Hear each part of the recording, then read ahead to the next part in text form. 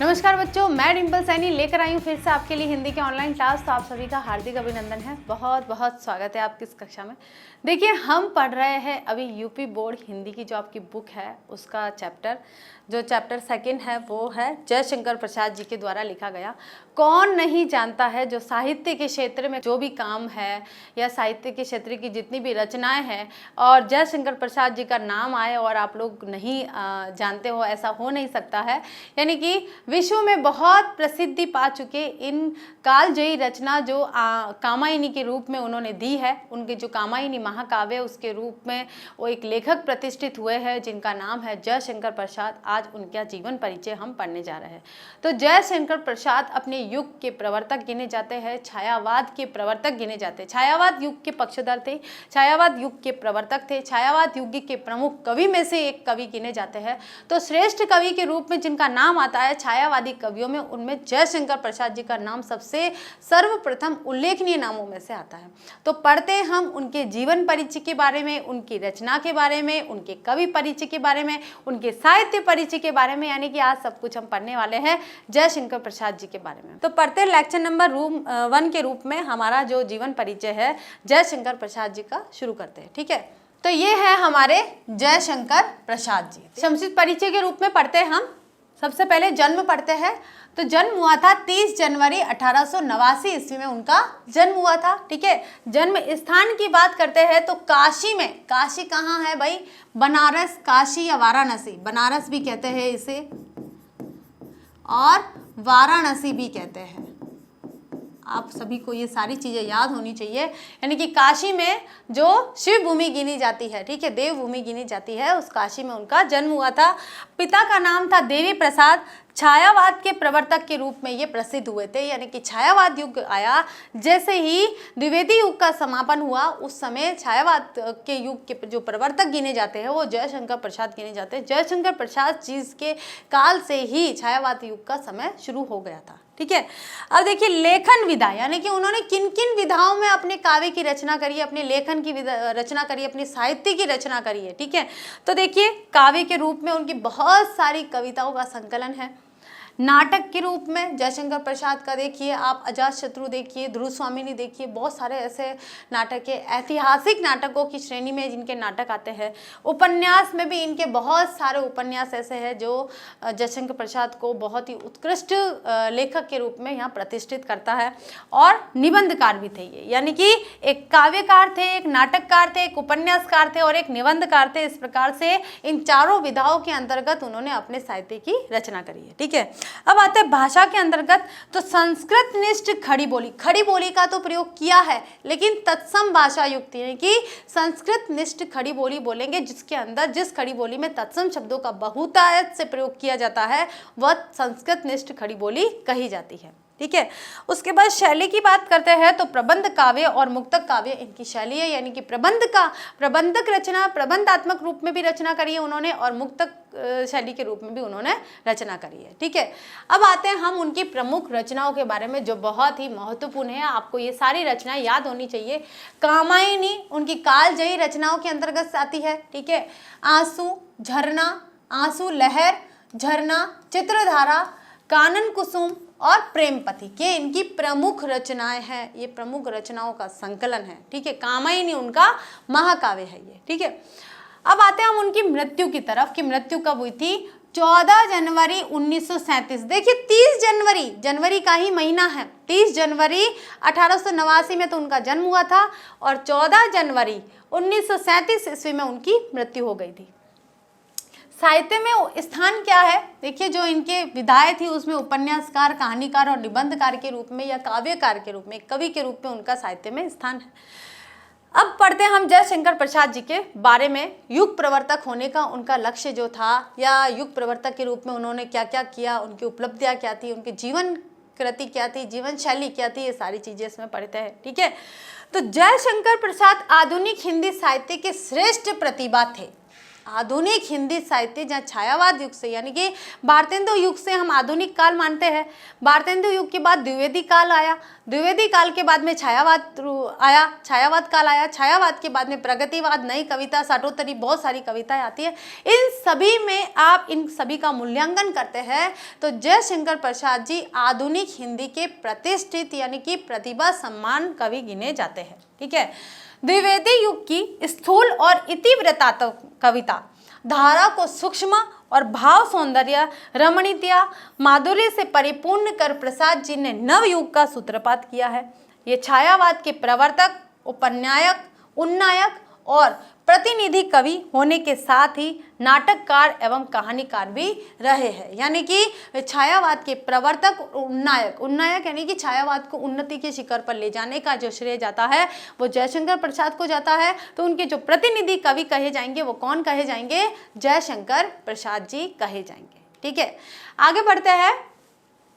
प्रसाद जी का जन्म 30 जनवरी 1889 ईस्वी में काशी के सुंघनी साहू नामक प्रसिद्ध वैश्य परिवार में हुआ था। आपको याद रखना है, काशी के सुंघनी साहू नामक एक वैश्य परिवार था, बहुत ही प्रसिद्ध परिवार था काशी का, उसमें उनका जन्म हुआ था। छोटी अवस्था में ही पिता तथा बड़े भाई के देहांत हो जाने के कारण इनका शिक्षा क्रम शीघ्र ही टूट गया। गृह के व्यापार को संभालते हुए उन्होंने स्वाध्याय पर विशेष ध्यान रखा।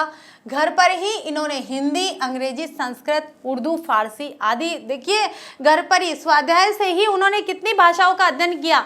अंग्रेजी, हिंदी, संस्कृत, उर्दू और फारसी भाषाओं की ज्ञाता थे वे। ठीक है, परिवारजनों की मृत्यु, परिवारजनों में कौन? पिता और बड़े भाई की जब मृत्यु हो गई तो अर्थ संकट यानी कि पैसे की तंगी आ गई। ठीक है, और पत्नी वियोग यानी कि पत्नी उन्हें छोड़कर चली गई थी आदि संघर्षों को अत्यंत जीवट से झेलता हुआ यह अलौकिक प्रतिभा संपन्न युग श्रेष्ठ साहित्यकार हिंदी के मंदिर में अपूर्व गंधमय रचना सुमन अर्पित करता रहा। यानी कि इतने संघर्ष के साथ भी, इतना संघर्ष होने के बाद भी उन्होंने अपने मन के भावों को, कल्पना के इस संसार को उन्होंने अपने कुछ पन्नों में उकेरा, शब्दबद्ध बनाकर उन शब्दों को, इन कविताओं का, लेख का, उपन्यास का, कहानी का, निबंध का, इनका जो भी विधा थी उस रचना, उस विधा के अंतर्गत उन्होंने अपने शब्दों को वहाँ पर उकेरा, वहाँ पर दिया, वहाँ पर लिखा और उससे एक युग श्रेष्ठा कहलाए, एक प्रतिभा संपन्न कहलाए, अलौकिक प्रतिभा संपन्न के धनी कहलाए, युग प्रवर्तक कहलाए। यानी कि उन्होंने इन संघर्षों के माध्यम से बिल्कुल भी हार नहीं मानी और अपने जीवन में डटे रहे और आगे बढ़ते रहे। ठीक है, 14 जनवरी 1937 में इनका योग जर्जर शरीर निष्प्राण होकर हिंदी साहित्य के एक अध्याय का पटाक्षेप कर गया। यानी कि 14 जनवरी को एक रोग के कारण उनका शरीर है बहुत ही निढाल हो गया और वे मृत्यु को प्राप्त हो गए थे। ठीक है, आगे देखिए। चित्रधार, कानन कुसुम, झरना, लहर, प्रेम पथिक, आंसू, कामायनी आदि प्रसाद जी की प्रमुख काव्य कृतियां हैं। कामायनी हिंदी काव्य का गौरव ग्रंथ है। यानी कि हिंदी काव्य की जब बात करते हैं, कालजयी हिंदी काव्य की कालजयी रचना की बात करते हैं तो जयशंकर प्रसाद जी की जो कृति है कामायनी, उसका नाम सर्वप्रथम आता है। जब भी महाकाव्य की बात करते हैं, कालजयी रचना है। श्रद्धा, मनु, ईड़ा के बीच में जो वार्तालाप है, उस वार्तालाप को लेकर यहाँ पे जो रचना की है उन्होंने बहुत उत्कृष्ट श्रेणी की, मानव समाज को जागृत होने की, मानव समाज को प्रेरणा लेने की एक उत्कृष्ट रचना ये साबित होती है। ठीक है, राजश्री, विशाख, जन्मेजय का नाग यज्ञ, अजातशत्रु, चंद्रगुप्त, स्कंदगुप्त, ध्रुव स्वामिनी आदि उनके उत्कृष्ट नाटक है और ये सभी ऐतिहासिक धरातल पर लिखे गए हैं। यानी कि इनके ये जितने भी नाटक है ये सभी इतिहास को प्रेरित करते हुए लिखे गए हैं। अनेक कहानी संग्रह है, कई उपन्यास और निबंधों की रचना करके प्रसाद जी ने अपनी सर्वतोन्मुखी प्रतिभा का प्रसाद हिंदी को प्रदान किया है। जो प्रसाद जी है, कौन? जयशंकर प्रसाद जी है। उन्होंने एक ऐसी विधाओं के अंतर्गत अपनी रचना करके सारी विधाओं के, मतलब बहुत ही ऐसी प्रमुख विधाएं, उन प्रमुख विधाओं में उन्होंने अपने साहित्य की रचना करके एक प्रसाद के रूप में हिंदी साहित्य को प्रदान किया है। तो ये बहुत ही उत्कृष्ट कार्य कहा जाएगा, बहुत ही अनोखा कार्य कहा जाएगा। ठीक है, आगे देखिए। प्रसाद जी का दृष्टिकोण विशुद्ध मानवीय रहा है, यानी कि पूर्ण रूप से मानव संबंधित रहा है। उससे आध्यात्मिक आनंदवाद की प्रतिष्ठा है। ये जीवन की चिरंतन समस्याओं का कोई चिरंतन मानवीय समाधान खोजना चाहते थे। इच्छा, ज्ञान और क्रिया का सामंजस्य ही उच्च मानवता है। यानी कि वे कहते हैं कि मानवता क्या होती है, अगर आपके अंदर इच्छा है, आप ज्ञानी हो और उसको क्रिया में संचालित करते हो तो आप एक मानव हो और मनुष्य होने के नाते आपको ये कार्य करना चाहिए। यानी यहाँ पर देखिए श्रद्धा, मनु और ईड़ा, इनके माध्यम से भी कवि ने यही बताने का प्रयत्न किया है। ठीक है, उसी की प्रतिष्ठा प्रसाद जी ने की है।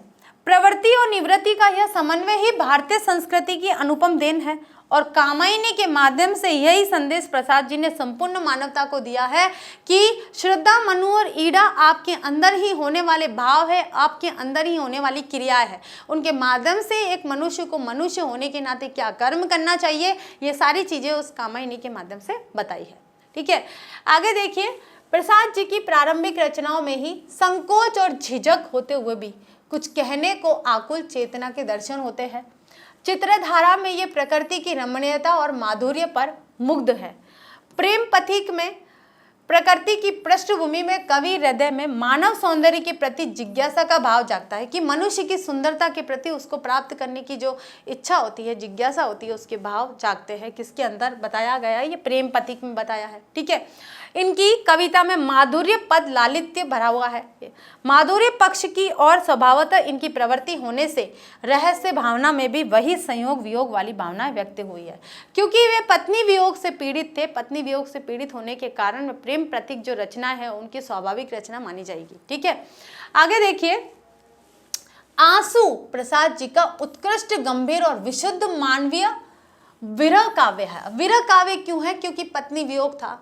हाँ, उनके जो परिवारजन थे उनकी मृत्यु हो गई थी, तो चारों तरफ संघर्ष की स्थिति थी। उनका जो मन था, उनका मानसिक स्थिति थी, वो संघर्ष से गुजर रही थी। तो संघर्ष से गुजरने के कारण उन्हें विरह की व्यथा सताने लगी। उनका जो वियोग था वो वियोग उन्हें सताने लगा। उस उपलक्ष्य में देखिए उन्होंने आंसू की रचना करी, जो बहुत ही गंभीर और विशुद्ध मानव विरह की रचना है। मानव विरह को यहाँ प्रस्तुत करती है, जो प्रेम के स्वर्गीय रूप का प्रभाव छोड़ता है। इसलिए कुछ लोग इसे आध्यात्मिक विरह का काव्य मानने का आग्रह करते हैं। वे कहते हैं कि लौकिक विरह नहीं है, लौकिक प्रेम के बारे में नहीं बताया है, आध्यात्मिक प्रेम से जो आध्यात्मिक विरह प्राप्त हुआ है, ठीक है, उसके बारे में बताया है। कामायनी प्रसाद काव्य की सिद्धावस्था है, उनकी काव्य साधना का पूर्ण परिपाक है। कवि ने मनु और श्रद्धा के बहाने पुरुष और नारी के शाश्वत स्वरूप एवं मानव के मूल मनोभाव का काव्यगत चित्र अंकित किया है। काव्य दर्शन और मनोविज्ञान की त्रिवेणी कामायनी निश्चय ही आधुनिक काल की सर्वोत्तम सांस्कृतिक रचना मानी जाएगी। ठीक है, आगे देखिए, प्रसाद जी छायावादी कवि है, कवि थे। प्रेम और सौंदर्य उनके काव्य का प्रधान विषय है। यानी कि उनके, चाहे वो आप कामायनी की बात करिए, आंसू की बात करिए, चित्रधारा की बात करिए, प्रेम पथिक की बात करिए, झरना और भी कई ऐसी रचनाएं, उनमें जो भी बात करते हैं उसमें आपको सबसे पहले जो दिखाई देगा वो प्रेम और सौंदर्य ही दिखाई देगा। उस प्रेम और सौंदर्य को उन्होंने मानव से जोड़ लिया। मानव से जोड़ने के कारण वो मानवीयता के पक्ष में हो गई है। ठीक है, मानवीय संवेदना उसका प्राण है। जो भी मानवीय संवेदनाएं हैं, रोना, ठीक है, एहसास करना, महसूस करना, ये सारी संवेदना उसका प्राण है। प्रकृति को सचेतन अनुभव करते हुए उसके पीछे परम सत्ता का आभास कवि ने सर्वत्र किया है। यही उनका रहस्यवाद है। प्रसाद का रहस्यवाद साधनात्मक नहीं है, वह भाव सौंदर्य से संचालित प्रकृति का रहस्यवाद है। अनुभूति की तीव्रता, वेदना, प्रणवता आदि प्रसाद का काव्य कतिपय अन्य विशेषताएं लिए हुए है। यानी कि उन्होंने अनुभूतियों के माध्यम से अपने काव्य की रचना करी है। उनके काव्य में अनुभूतियां बहुत मिलेगी आपको। ठीक है, प्रकृति के रूप में देखिए, मानव संबंधों के रूप में देखिए, प्रेम के रूप में देखिए, विरह के रूप में देखिए, आपको अनुभूतियों का यहाँ पर संचारण देखने को मिलेगा। आगे बढ़ते हैं, कल्पना। ठीक है, अब कल्पना क्या है? कल्पना के रूप में भी उन्होंने बहुत सी रचनाएं करी है। तो कौन कौन सी है? प्रसाद जी ने काव्य भाषा के क्षेत्र में भी युगांतर उपस्थित किया है। ठीक है, द्विवेदी युग की अभिधा प्रधान भाषा, अभिधा प्रधान भाषा जो मुख्यार्थ को प्रकट करती थी। ठीक है, जो द्विवेदी कालीन भाषा थी, जो मुख्यार्थ को प्रकट करने वाली जो प्रधान भाषा थी और इतिवृत्तात्मक शैली के स्थान पर प्रसाद जी ने भावानुकूल चित्रोपम रचना शब्दों का प्रयोग किया है।